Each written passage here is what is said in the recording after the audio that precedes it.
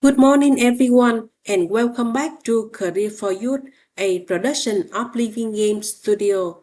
Most of us have visited a doctor office or hospital at some point to have them examine image of the inside of our body. Today, we are very proud to welcome Sarah, an echocardiographer, to the studio. Please give a big welcome to Sarah. Sarah, what is echocardiographer? It is great to meet you. If you can separate it into small parts, you will get some meaning. Grapher is mean draw a picture. Cardio mean heart. Echo, this is the most important. It means a sound bound back to you. In the core principle of technique is we use ultrasound wave to capture real-time, moving images of the heart's chambers, valves, and blood flow. It's equal parts anatomy, physics to help cardiologists figure out exactly what's going on inside. What is ultrasound? Is it a music or human sound? No, that's a high-frequency sound, a high pitch that the human ear can't hear. Oh, I see. It's not easy to get the core concept of the whole thing. Quickly take years to complete understanding. My audience is young people from 16 to 26 years old, and people are not familiar with this field. Can you just simplify it in a short statement so they and I can understand a little bit? You are completely right. Let's strip away the heavy physics and make it instantly relatable. We press a camera against the chest that yells out high-pitched sound waves into the body, completely silent to us. When those sound waves hit your heart muscle and valves, they bounce back like an echo.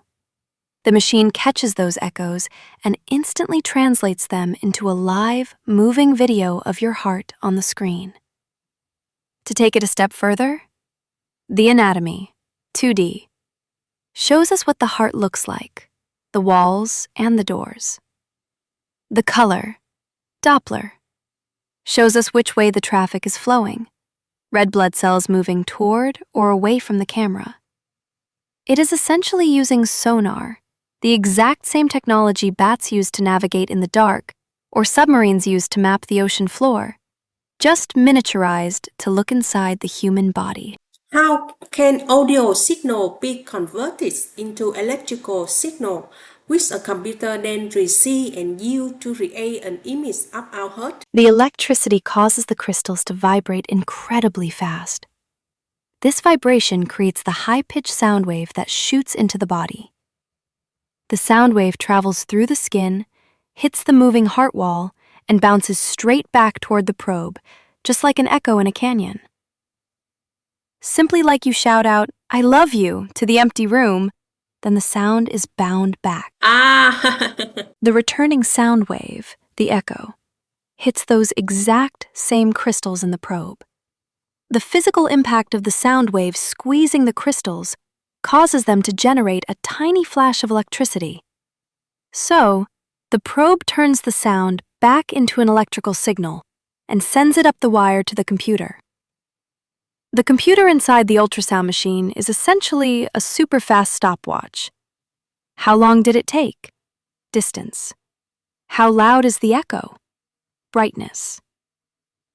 The final result is a moving video.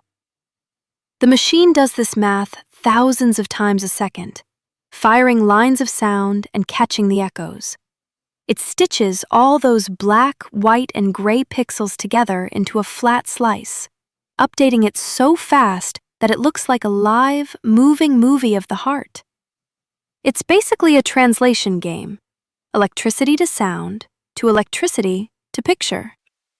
I'm starting to like this engineering principle. Let's experiment a bit.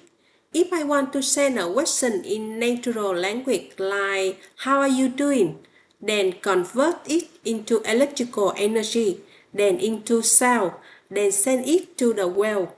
What would the feedback echo return to the crystal transducer and be translated back into the image? What would the image look like? This is a brilliantly creative thought experiment. It perfectly tests whether you understand how the physics works. You speak the words, "How are you doing?" This message will be converted to electrical signal, then ultrasound waves, and shooting them through the ocean water toward the whale. To the whale, your message doesn't sound like English. Because the ultrasound machine shifts everything into hyper-high frequencies, "How are you doing?" just becomes a split-second burst of high-pitched, silent-to-humans acoustic energy. The sound wave travels through the ocean and slams into the side of the whale. Now, remember the core rule of ultrasound. Sound bounces back when it hits a boundary between two different materials.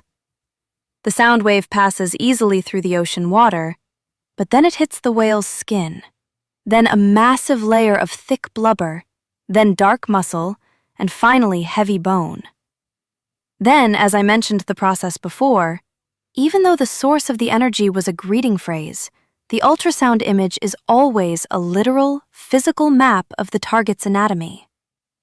So, by sending "How are you doing?" to a whale via ultrasound, you wouldn't get a note back. You would get a highly accurate medical image of whale fat. But my expectation is the message, even though the message cannot be interpreted by using human language. Maybe the medical image of whale fat say something, but we never know. So, working on a high-pitched sound wave, is that risky of hearing loss if working long years in the field? No, there is absolutely zero risk of hearing loss from working with medical ultrasound. Human ears can only hear sound vibrations up to about 20,000 hertz. Medical ultrasound machines operate at 2 million to 5 million hertz, and sometimes even higher. Because this pitch is so unimaginably high, it physically cannot vibrate the tiny hair cells inside your ear. Your ears don't even register that the sound exists. It is completely, 100% silent to you and the patient. Tell me a case that you use sonar to diagnostic a common disorder in a heart. One of the most common disorders we diagnose using ultrasound is mitral valve regurgitation, which basically means a leaky valve on the left side of the heart. Imagine the heart is a house with one-way doors, valves, that let blood move from room to room. The mitral valve is the door that lets oxygen-rich blood out to the main pumping chamber. It is supposed to slam shut tight so blood can only go forward. I turn on the color Doppler. Instead of seeing a clean, solid stream of blood pumping forward, I see a massive, chaotic jet of blue and green blasting backward through the closed door.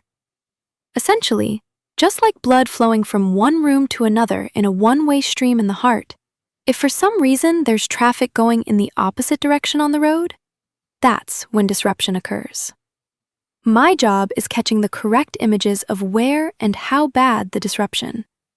I hope this analogy can help your audience better understand my work. It is great to learn about your field. You and cardiologists actually doing amazing things to save our hearts. Now let's move on to the fun part of the conversation today. I had the music library. Every time I key in a keyword in the search toolbar, it will come out a song to listen. Now, if you have to describe your job in a few words, what would you say? Capturing the rhythm of hearts. Okay, I will key in capturing the rhythm of heart in the search toolbar and here a result. Sarah, thank you for taking time to come here for the interview today. I wish you a good day.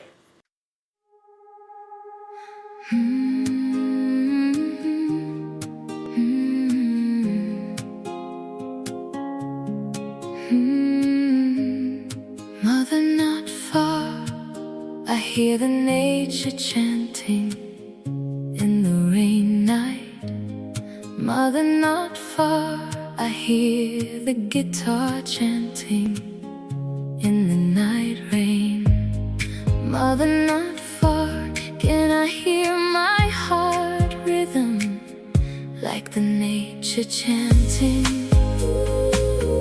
like the guitar chanting, echoing